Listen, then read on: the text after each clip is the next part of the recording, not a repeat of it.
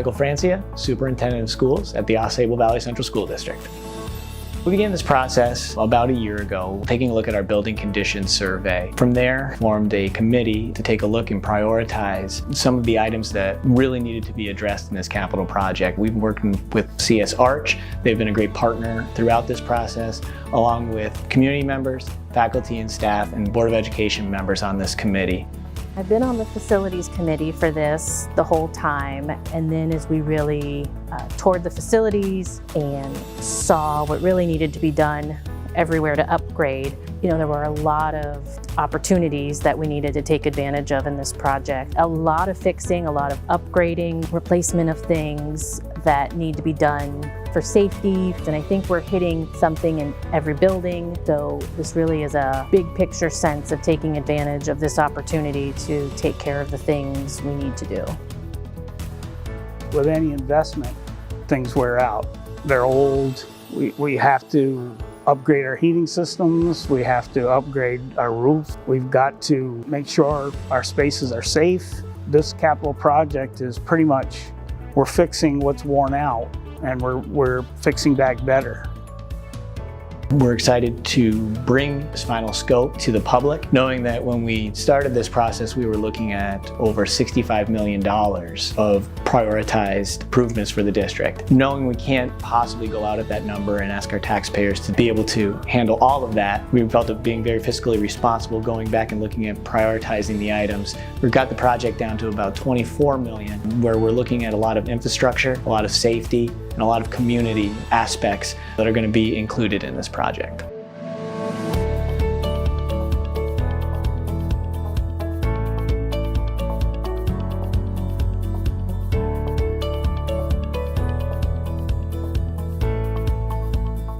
So the turf field, it's interesting because from my perspective, lots of times I'm up in the press box so I can see down on the turf field, and you can see the wear and tear up there really well. I want kids to play sports. I know that it helps them, become better people, and it's so much easier to recruit kids and get them to play sports when you have nice facilities. It's definitely in need of a renovation.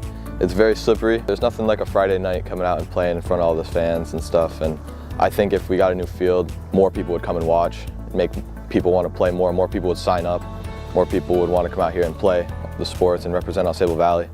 If it rains, I feel like we normally just cancel that game right away. It's definitely noticing, taking shots and stuff like that. It feels pretty much like pavement at times with those cleats on. I definitely think that these upgrades would be just amazing. Just having that extra push of motivation, coming out on the field and being so proud of it, it would just be awesome. Just pump us up before games and just really get us ready.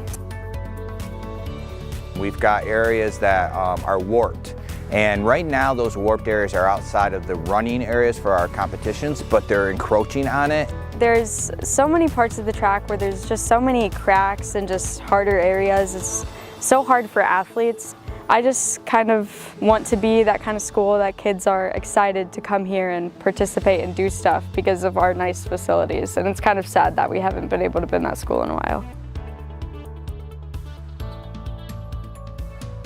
The mechanical system that runs the pool, the pumps, the filtration, the chemical feed system, they were all installed in the early 2000s. We're looking to try and address those issues in this project. Refresh the filters, replace the pumps with more efficient versions, replace the chemical feed front end so that it doses better and with less management on our end. Yeah, it's a little hard to breathe. That's definitely something you gotta get used to. When you're sitting down after you swim and you're waiting for your next event, it's a little awkward getting in and out of the pool, the temperature change. If they end up tiling the pool liner, it would be very beneficial because I was a state swimmer last year and I went to very high-end pools, and the tile is a lot nicer than cloth liner.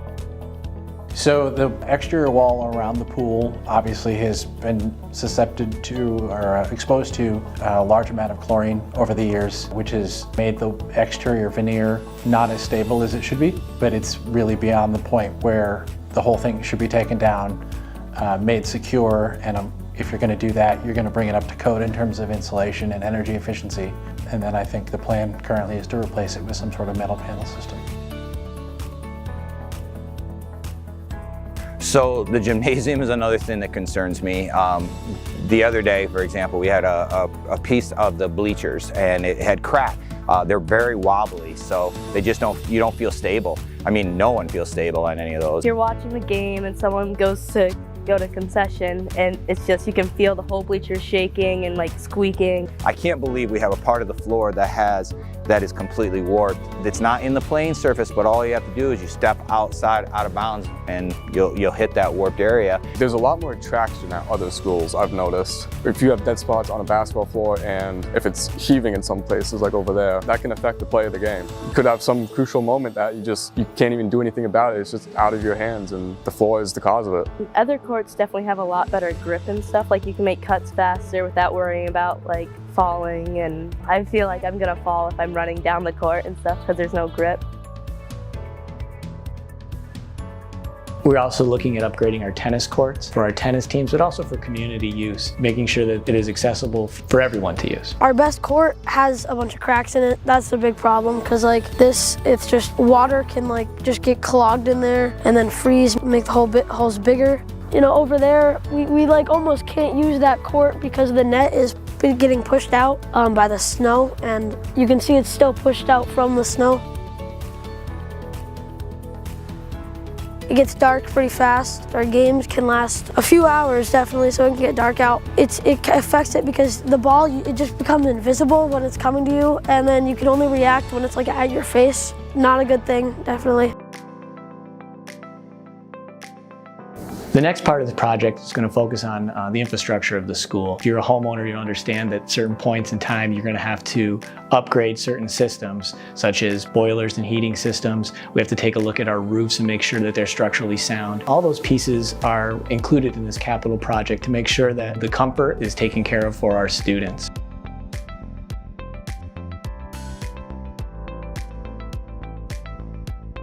So when you're in the auditorium, it's really hard to see pretty much anything. There are a lot of gaps where there's just no light at all. And that's really difficult when people are in here in the auditorium watching plays, watching concerts. When you're in the house, you can't see almost anything.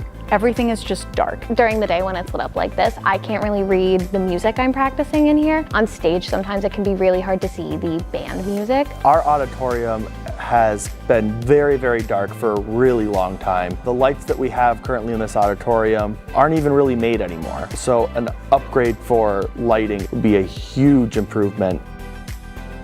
A couple of sections of the roof at the high school that are approaching the end of their warranty life. Our leaks are isolated spots, but it's a matter of time until we end up with leaks that we're chasing. There are mechanical issues with any roof in terms of fastener pop-outs and seams that are starting to fail, and so those areas are slated for replacement. One of our biggest challenges is our heating system and the age of the mechanical equipment itself. Boilers in the high school were put in 1995. The parts are no longer available for most of them. They're looking to replace with a newer, more efficient version of a cast iron boiler. So the elevator is 21 years old. The parts for it are not available. It's a really high-profile failure for us in the sense that every time the public comes to either a concert or a game and they're trying to move from one level to the other, without the elevator they have to go outside the building and use the ramp to come all the way around, and the elevator is a pretty important piece for us to try and address in this project. The aim with the secure vestibule is to limit access into the building. Once you get into the vestibule, then we'll have a transaction window. So if you have to leave a note or a lunch or a pair of sneakers, we'll have a place where the parents or families can drop it off, and then those people don't have to come into the school. So to try and limit the access to people who don't necessarily have business in the building.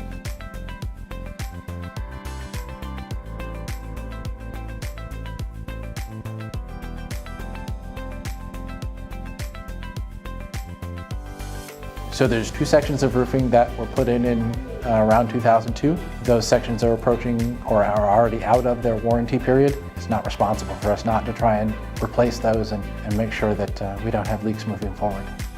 Boilers in Keysville are actually the oldest in the district, and one of them is damaged beyond repair just from its use and age. So we're down to one functioning boiler in Keysville, and then we have our biomass as a backup, but not the most efficient system for us should we have to do any sort of maintenance or anything. It involves shutting down the system.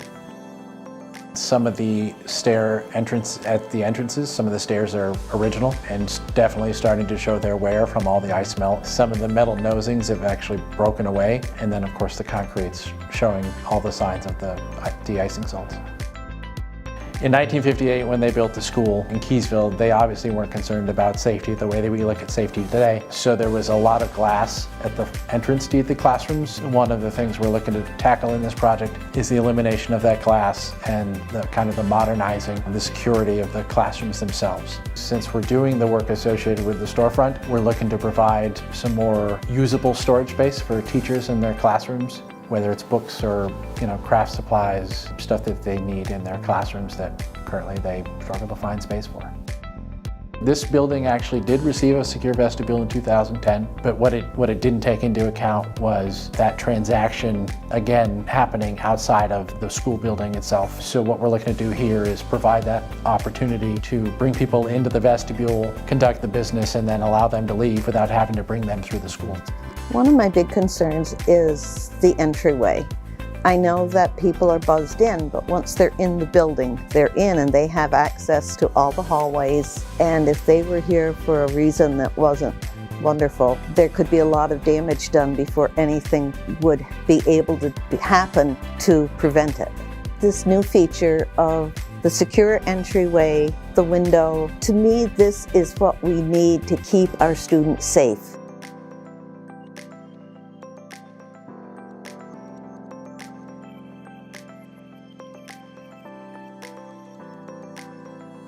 In Bus Garage in Keysville, most of the work is focused on the envelope, placement of windows, doors, some aesthetic painting, the overhead doors, the roof, all in need of replacement. That building hasn't received a lot of attention since it was built in the mid-60s.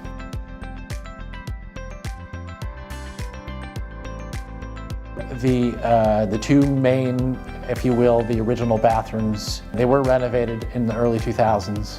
Both of them are showing some sort of structural stress, whether it's the plumbing that's moving or the slab around the plumbing, we're not really sure yet, but something is definitely failing in those areas. Right now it presents itself as cracks and elevation dips in the tile, but we know that needs some sort of attention. One of the major concerns here in Ausable Forks is we have a section of roof that has frankly leaked since the last construction project.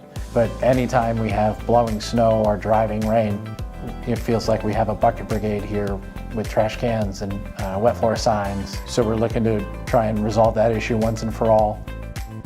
The entrance that our students and staff use to go out to the playground is kind of at the toe of the athletic field, our baseball field here. And so when it rains heavily enough, all that water comes from across the baseball field towards that exit. All that water and ice builds up in front of the exit, and we end up having to put out mats for students to walk out without slipping and getting wet.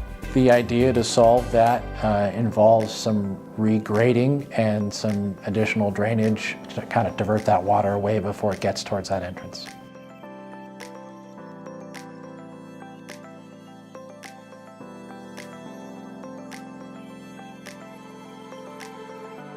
So certainly one of our biggest concerns from an employee safety standpoint is inadequate paving up at the Ausable Forks Bus Garage. Where our buses are parked is currently dirt, gravel, and so those bus drivers have to walk to their buses, and so that creates a slip hazard for them. We're looking to pave that to try and be able to control the drainage better. This is Mike Francia, Ausable Valley Superintendent of Schools. I would like to take this opportunity to share the tax impact of this capital project with our community. In previous videos, we have focused mainly on the scope of this project, which highlighted the infrastructure improvements, health and safety concerns, and educational programming needs to better prepare our students for success. We will achieve this through a combination of project bonding that aligns with past debt drop-off, state building aid to cover a portion of eligible project costs, and projected energy savings through an energy performance contract.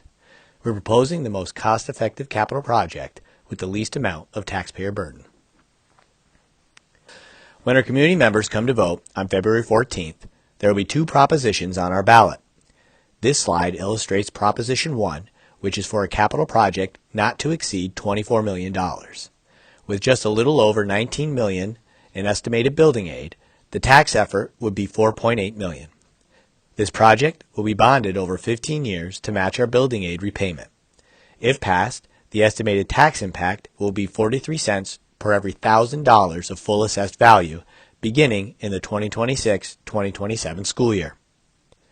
To give our community a better idea of what this means for them, we can look at what this estimated increase would look like on full assessed value. For example, a home assessed at $250,000 with no exemptions will be looking at an increase of $109.31. A home with basic star would see a $96.19 increase, and a home with enhanced star would increase by $72.14. Proposition 2 will be for an energy performance contract not to exceed $5.5 million. This energy performance contract, or EPC, made sense for this project since many of our infrastructure improvements would qualify, such as boilers, controls, and lighting. The estimated state aid we would receive is $4.4 million. In order to receive full building aid, voters must approve this part of the project separately. Without voter approval, the aid rate would drop by 10%. The district would also be guaranteed $1.1 million of energy savings. This energy performance contract would be financed through our building aid and energy savings, and that is why it shows a $0 tax effort. This project will be bonded over 15 years to match our building aid repayment. We need to vote on this proposition separately to receive our full building aid. It is important to note that energy savings, along with our building aid, will fully fund this portion of the project. Many may not be familiar with an energy performance contract, but this diagram will help illustrate the benefits to the district and the taxpayers. The first bar represents our current energy budget. The second bar shows a reduction in our energy budget due to new, more energy-efficient equipment. The red is the guaranteed energy savings that will be used to finance this project, and any additional savings will be positive cash flow for the district. The savings will be verified through a full energy audit and will be monitored after the installation of the new equipment. The final column shows the district receiving the benefits of the energy savings after the 15-year repayment period. Many of the items that will be included in this EPC have a useful life beyond 15 years. Finally, this slide shows the two propositions that our community members will see when they come to vote with the breakdown of cost from previous slides. It is important to note that in order to maximize building aid, both propositions must be approved by our voters. Both the capital project and the energy performance contract will be financed via 15-year bonds to match the timetable for state building aid payment. The estimated 80% building aid for the energy performance contract is dependent on voter approval. Without voter approval, the aid rate drops by 10%. The energy savings for the energy performance contract are guaranteed by the energy service contractor. The Sable Valley School District, the Board of Education, and the Capital Project Committee have worked hard over the past year to bring this project forward to our voters. I would like to take this opportunity to thank them